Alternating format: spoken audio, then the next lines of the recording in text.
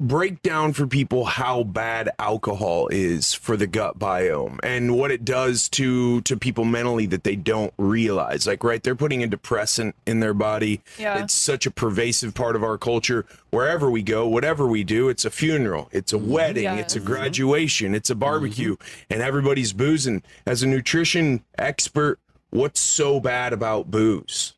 Whenever you drink alcohol, your body actually will metabolize everything else in your system as alcohol. So it'll slow your metabolism down. If you hadn't noticed that when you do drink, it's like, you know, you wake up in the middle of the night, you don't feel good, you're dehydrated, your body's trying to process the alcohol. So it's going to take all night, maybe all day the next day to get it out of your system, right? So if you're trying to concentrate on something, but your body's trying to metabolize this alcohol you drank, like sometimes you lose focus when you drink alcohol. It's just trying to, you know, your metabolism's trying to kick in and process it all. So I personally don't drink very often, maybe once or twice a year, maybe, but I've just found that it just feels so toxic to my body that like I can't even stand to drink it. I know everyone's not a complete lightweight, but I will say from my perspective, it can like put me back even 5 days out if I had a night out of drinking. It's just, you know, I don't have time to slow my metabolism down and like, miss a couple cognitive days, but that's just me personally.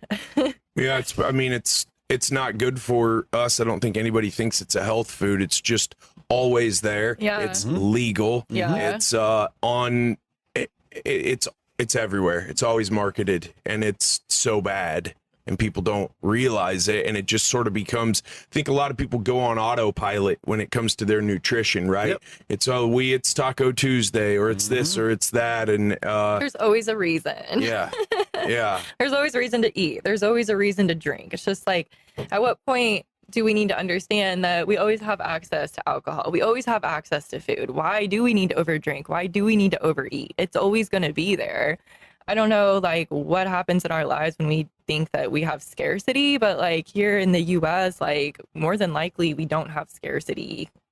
So the fact that people always feel like they need to overeat, or like, oh, I need to finish this whole dessert, I'm never going to get it again. Right. Really? You're never going to get it again? So a little bit of discipline goes a long way, is what you're saying. Yes. Very long. Is it bro science that if you eat like 6 times a day, if you're trying to bulk up or you're trying to get stronger, that works? Or is a calorie, it doesn't matter when? And if you can loop in this intermittent fasting thing, which is a big fad and has been for a couple of years, how that applies? Again, it's all individualized, but I would say that if a person is going through and they're having these ideas of doing certain things, they just need to do a little bit more research, right? If they did the research on understanding if that is the thing for them, then they would slowly kind of roll themselves into that kind of diet. And if it gets better for them, then go a little bit further with it. But if if you see changes, things kind of happen, your energy levels changed, you're always tired, things like that, that is not for you, right? But we just have to understand, don't go all the way with it in the beginning.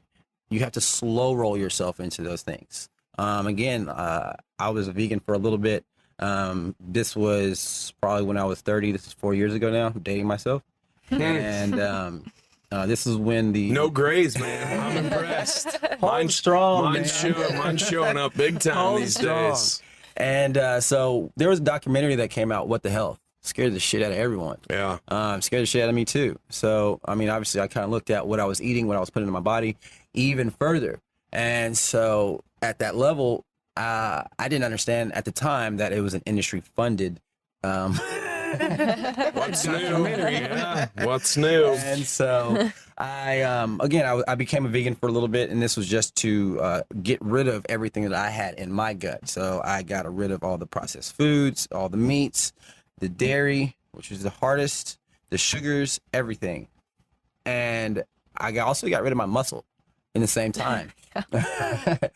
For me, I mean, obviously I'm not the biggest guy. And so whenever it takes a lot for me to pack on muscle, and whenever I put it on, it's very easy for me to lose it. And so for me to get that back, like, that's hard. And so for me to watch myself visually through my nutrition just dwindle away. and me saying, no, it's not my nutrition, this and that. Like, I went under everything under the sun. I was supplementing my B12, making sure my protein levels were where they needed to be at. I make sure I was getting my water, I was getting my sleep. I was still tired, I was still hungry all the time. Being vegan, you're literally like, I'm not saying this just because this is my personal like opinion on it. Like, I was always hungry. I was never able to get enough food in. And so I was consistently snacking all the time. And then whenever I got to the point where I was like, man, forget it. Fuck it. I'm going to get like a burger or something like that, or like an Impossible Burger or something. It was just so processed, and I felt so weighed down that I came to the idea after reading a lot of, this is a strength coach, Charles Poliquin. Mm-hmm. And rest in peace. He preached a lot about bison. And so before I jumped in, I was did a lot of research and this and that, and you do research, and then obviously a lot comes up with Native Americans, with bisons, especially how they almost took them extinct. They use them from the rooter to the tutor, all the way down from the skin, everything, right?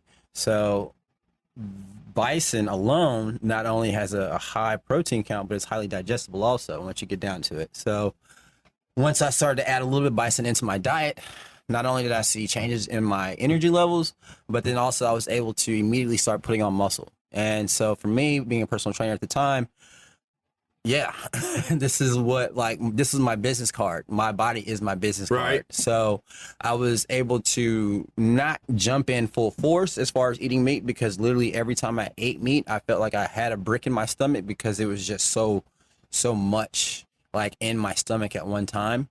My stomach wasn't able to break that down at the level it is now, right? So after I would eat meat, I would only usually eat it in the mornings. So I would only have it in the mornings for, I would say, about 2 months. After those 2 months, I added in my chicken to my lunches. And then from there, I want to say I gained maybe 10 pounds, no body fat.